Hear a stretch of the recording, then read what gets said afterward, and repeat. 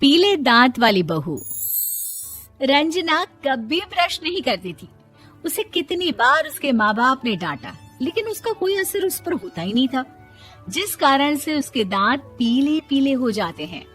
शादी के बाद अरे बहू, वैसे तो तुझ में कोई कमी नहीं है, पर तेरे दांत इतने पीले कैसे हैं बेटा? कैसे मतलब? कोई सर्जरी थोड़ी ना कराइए। वो तो क्या नाम, मैं ब्रश नहीं करती थी तो पीले हो गए। अब क्या करूं? आप कहे तो लाल करवा लूं या फिर काले?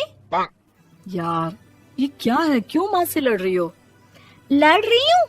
अरे मैं लड़ रही हूँ या ये बोल रही है कि दांत पीले हैं, पीले। अरे तपस्या थोड़ी ना की है इन्हें पीले करने के लिए। बकायदा ब्रश नहीं किया है 20 साल तक, तब जाकर। छी, कैसी बात कर रही हो? ये उस वक्त तो पीले नहीं थे जब हम लोग तुम्हें देखने आए थे। अरे तब साफ करवा लिया होगा डेंटिस्ट के पास जाकर। अब देखो कैसे पीले पीले लग रहे हैं। रंजना सास की तरफ गुस्से से देखती है। फिर शुरू हो गई पीले पीले पीले। अरे पीले तो तब भी थे जब मेरे हाथ का रसगुल्ला उड़ा उड़ा कर खा रही थी और बोल रही थी, लड़की नहीं गुणों का खजाना दे रहे भाई साहब आप। खैर, अब वो लोग करते भी तो क्या करते, पीले दांत वाली बहू पल्ले पड़ी थी तो झेलना तो था ही। एक दिन कीर्तन में रंजना गाना गा रही थी।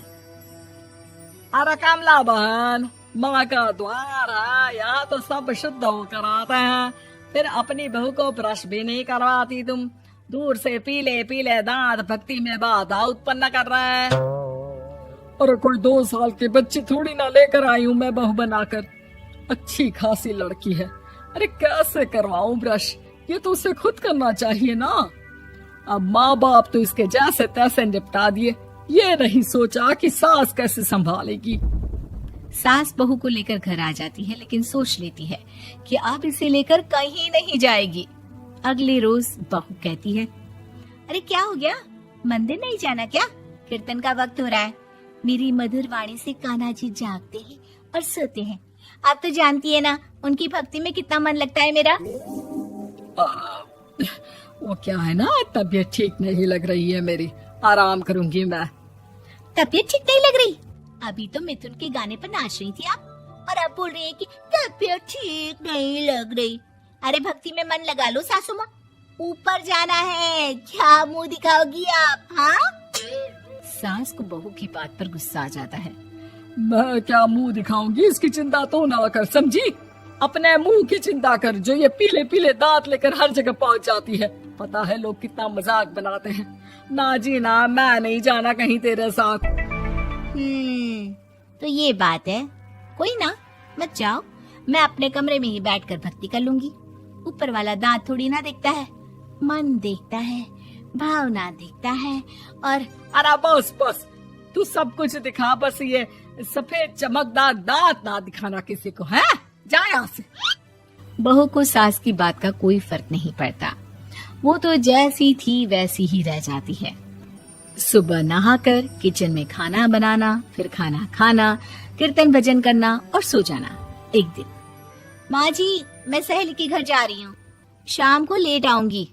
हाँ हाँ तो जाना, मैंने कौन सा तेरी आरती करनी है घर पर बैठकर। रंजना सहेली के घर जाती है, जहाँ वो पार्टी में जाने की तैयारी कर रही होती है। अरे शिखा, कहाँ जाने की तैयारी कर रही है? मैं गलत वक्त पर आ गई क्या? अरे नहीं यार, उल्टा सही वक्त पर आ गया।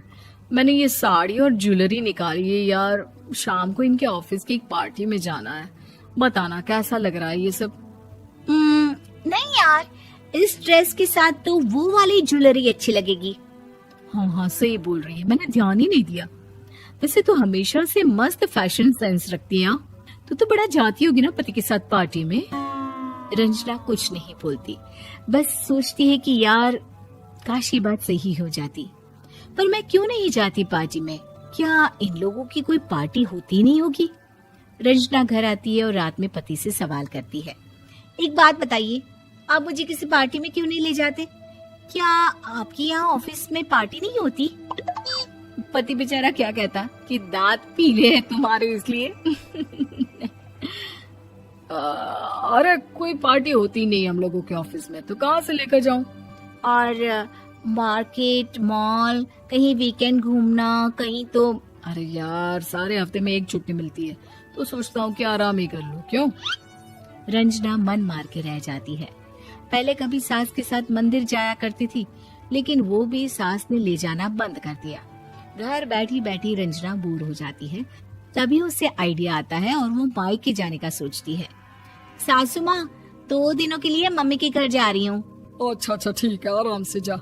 और हाँ, माँ से कुछ अच्छी आदत सीख कर आना कि कैसे शरीर के हर भाग की तरह दांतों की सफाई भी जरूरी होती है, समझी? शुरू हो गई ना आप। वो लोग आपकी तरह नहीं है कि छोटी छोटी बात का बतंगड़ बना दे। उन लोगों के लिए मैं मायने रखती हूँ, ना कि मेरे पीले पीले दांत। रंजना माँ को बिना बताए उन लोगों को सरप्राइज देती है, लेकिन जैसे ही वो दरवाजे पर पहुंचती है, अंदर देखती है कि घर वाले कहीं जा रहे होते हैं। अब माँ, काश रंजना दीदी के दांतों वाली प्रॉब्लम नहीं होती, तो वो भी हम लोगों के साथ चलती ना बुआ जी की बेटी की शादी में। हाँ बेटा, लेकिन अब उसे कौन समझाए कि उसको उसके पीले दांत नहीं दिखते, लेकिन उसके आसपास के लोगों को कितना एम्बैरेसिंग फील कराते हैं।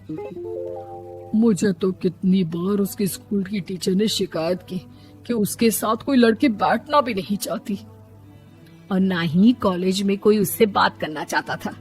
लेकिन पता नहीं क्यों उसे ये बात समझ में ही नहीं आती। कोई कमी नहीं है उस लड़की में, बस यही कि दांत पीले हैं। वो तो भला हो जीजा जी और उनकी माँ का, जो दीदी को जैसी है वैसे ही रखा हुआ है।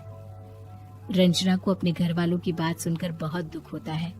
वो सोचती है कि वो क्या करे, लेकिन फिर वो सीधा डेंटिस्ट के पास जाती है, अपने दांत चमकाती है और कसम खाती है कि वो रोज ब्रश करेगी। अरे क्या हो गया?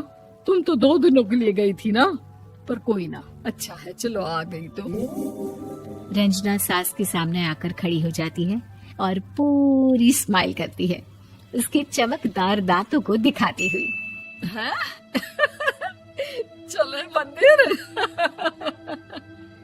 माँ, मुझे माफ कर दीजिए, मैंने आप लोगों को बहुत एम्बैरेसिंग फील करवाया। मैं आज से रोज ब्रश करूंगी।